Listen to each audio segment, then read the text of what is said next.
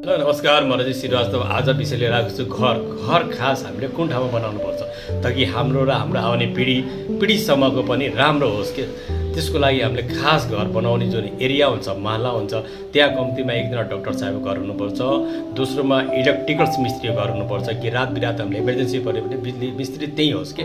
Electronics मिस्त्री पनि हुनुहुन्छ, जस्तो कि हाम्रो मिक्सर, टिभी लगायत अरू पनि इलेक्ट्रोनिक्स सम्पूर्ण सामानहरू उसले बनाउन सकोस् कि, त्यो सम्बन्धी हुनुपर्छ। एउटा प्लम्बिङको घर पनि हुनुपर्छ ताकि अचानक हाम्रो नालोसालो जाम भयो भने, धारासारा लिकेज भयो भने त्यो चिजहरूको सर्भिस छिटो होस् कि, हामीलाई कुर्न नपरोस्, फोन लगाउन नपरोस् कि। रात बिरात 10 बजे 11 बजे 12 बजे जतिखेर निकै हाम्रै महल हाम्रो छर छिप्कीमा भयो भने त हामीले सर्भिस छिटो पाउँछ नि त।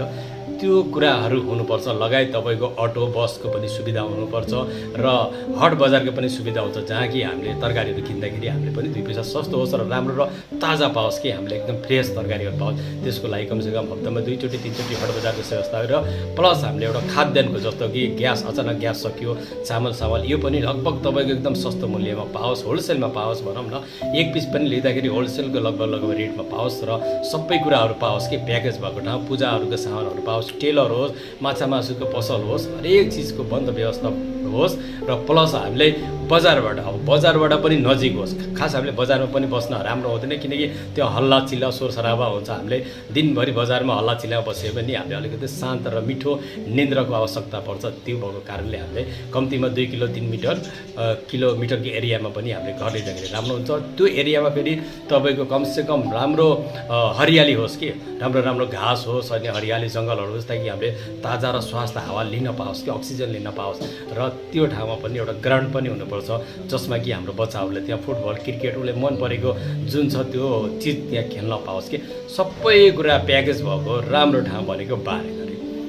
रेट पनि सस्तो, भाउ पनि सस्तो र बजारभन्दा नजिक जम्मा 2 किलोमिटरको एरियामा बारेघरमा सबै प्याकेज पाउनुहुन्छ।